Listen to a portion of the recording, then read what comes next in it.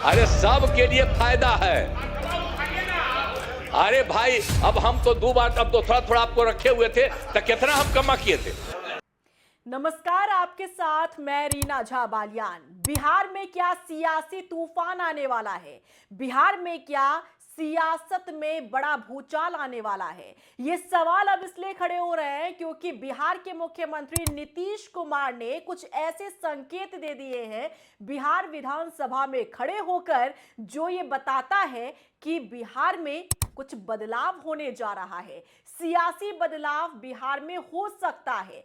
क्या कुछ कहा है बिहार के मुख्यमंत्री नीतीश कुमार ने, सुनाएंगे आपको, लेकिन उससे पहले आपके लिए जानना बेहद जरूरी है कि जो कुछ कहा है नीतीश कुमार ने, आखिर इसका मतलब और सियासी मायने क्या निकाले जा रहे हैं। सियासी मायने ये निकाले जा रहे हैं कि बिहार में सत्ता परिवर्तन हो सकता है।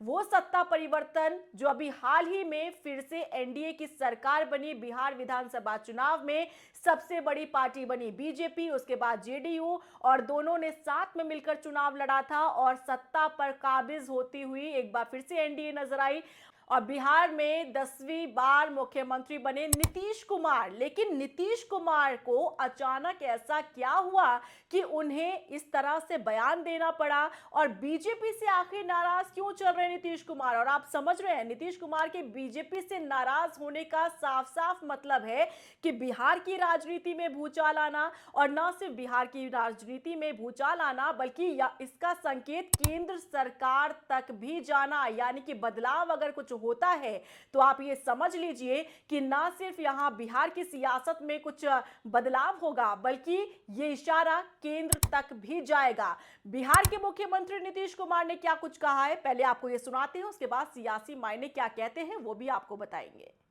आप लोग काहे नहीं कर रहे हैं? काहे नहीं कर रहे हैं? ये सब लोग कर रहे हैं। अरे भाई, अरे सब के लिए फायदा है। अरे भाई अब हम तो दो बार अब तो थोड़ा थोड़ा आपको रखे हुए थे तो कितना हम कमा किए थे। आप तो सब मेरा बतवा मान लेते थे, अब बाद में गड़बड़ की है तो हम तो छोड़ दिए, अब कभी नहीं जाएंगे, अब तो हमारा पहले का वही रहेंगे। लेकिन जितना काम किया है तो आप कहा नहीं करेंगे? आपको कौन चीज बना था, तो इतना जो काम हुआ है तो आपको भी याद रखिए, समझ गए ना? तो इन्हीं शब्दों के साथ बाकी सब कर रहे हैं ना, तो हाथ उठा के बताइए, बहुत बहुत बधाई, हाथ दीजिए आप लोग। तो सुना आपने, नीतीश कुमार, नीतीश बाबू कह रहे हैं कि अब हम कहीं नहीं जाएंगे। और ये किसे कह रहे हैं? ये सामने वाले विपक्ष को कह रहे हैं। बिहार विधानसभा का सेशन चल रहा है और इस सेशन में जब सदन के भीतर बिहार के मुख्यमंत्री नीतीश कुमार खड़े होकर जब बोल रहे थे तब वो विपक्ष के नेताओं से ये पूछ रहे थे कि भाई क्या हुआ, अब तुम सुन क्यों नहीं रहे हो? क्योंकि जब हम साथ में थे तब तो तुम मेरी बहुत सुना करते थे।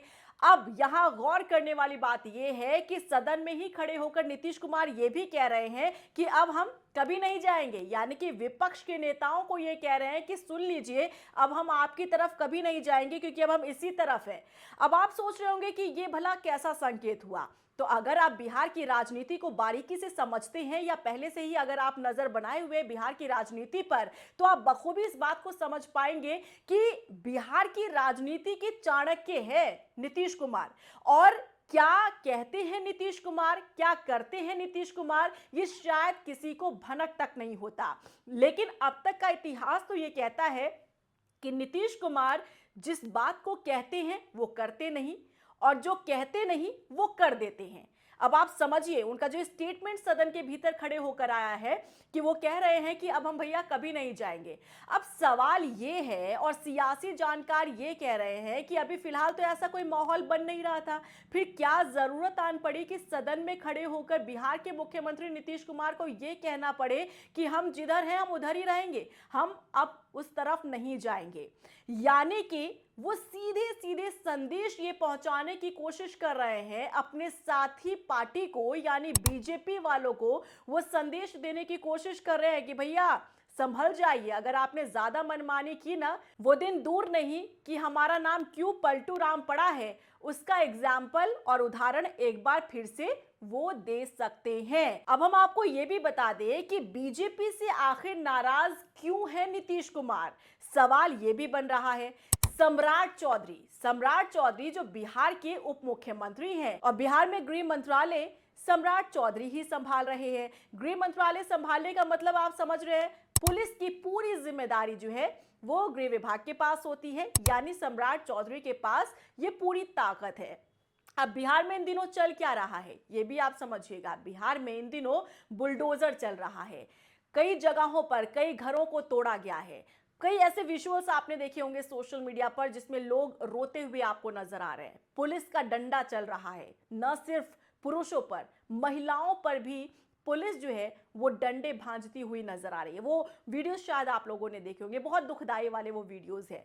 अब ऐसे में जब ऐसी तस्वीरें सामने आएंगी तो जाहिर तौर पर लोगों में नाराजगी पनपेगी, लोग नाराज होंगे, सवाल खड़े होंगे और सीधा आरोप किस पर जाएगा? सरकार पर।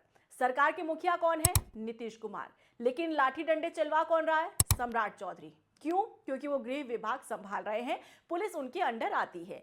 अब ऐसे में जब छवि खराब होगी नीतीश कुमार की, आरोप जब नीतीश कुमार पर लगेंगे तो भाई नीतीश बाबू तो नाराज होंगे ही ना। अब यही नाराजगी, यही खींच जो है सदन के भीतर नीतीश कुमार के सामने आ गई।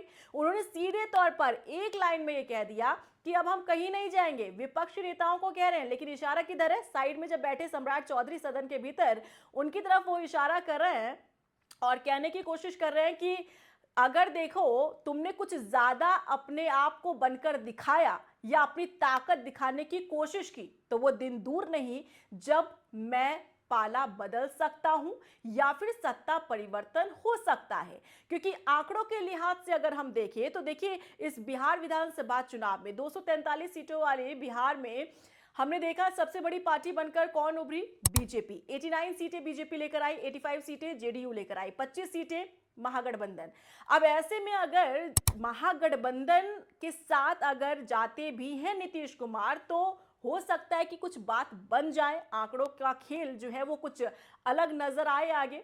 लेकिन सवाल अब यही उठ रहा है, सियासी जानकार यही कह रहे हैं कि आखिर क्या वजह थी कि सदन के भीतर खड़े होकर नीतीश कुमार को यह कहना पड़ गया कि अब हम नहीं जाएंगे आपकी तरफ, हम जिधर हैं हम वही रहेंगे।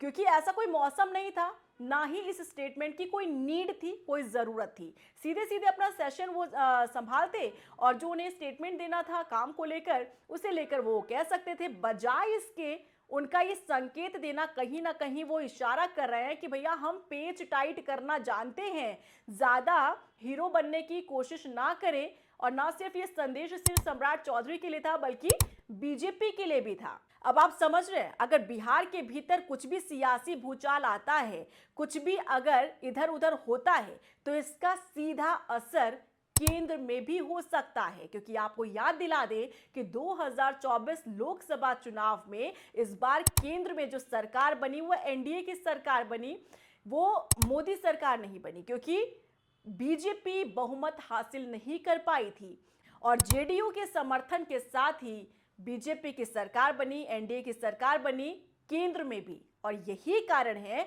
कि जब नीतीश बाबू ने जीत हासिल की बिहार के अंदर, तब उसके बावजूद भी चेहरा नीतीश कुमार ही हुए। बिहार में जब एनडीए की सरकार बनी तो भी नीतीश बाबू को ही मुख्यमंत्री बनाया गया। तो अब आप ये समझिए कि बिहार की सियासत में कभी भी कुछ भी हो सकता है और बिहार के मुख्यमंत्री नीतीश कुमार जो कहते हैं वो करते नहीं और जो करते हैं वो कहते नहीं। लेकिन उनका एक स्टेटमेंट इन दिनों सुर्खियों में आ गया है। उनका ये एक स्टेटमेंट बहुत कुछ बयां कर रहा है, इसके सियासी मायने निकाले जा रहे हैं और इसका सियासी मायना यही है, सम्राट चौधरी को सीधा संदेश देना कि हम पेच टाइट करना जानते हैं, संभल जाइए। जो बुलडोजर एक्शन आपका चल रहा है वो सही नहीं है, लोगों में सरकार को लेकर जो संदेश जा रहा है वो भी सही नहीं है। और अगर आपने कुछ गड़बड़ की तो हमारे पास दूसरा विकल्प बचता है। आपको क्या लगता है नीतीश कुमार का ये स्टेटमेंट किस वजह से आया होगा? क्या मतलब है इसके? पलटू राम क्या आगे पलट सकते हैं? क्या सियासी भूचाल बिहार में आ सकता है? अगर आप बिहार की राजनीति को बखूबी समझते हैं तो आपका क्या एक्शन है, रिएक्शन है इस पर, बताइएगा जरूर।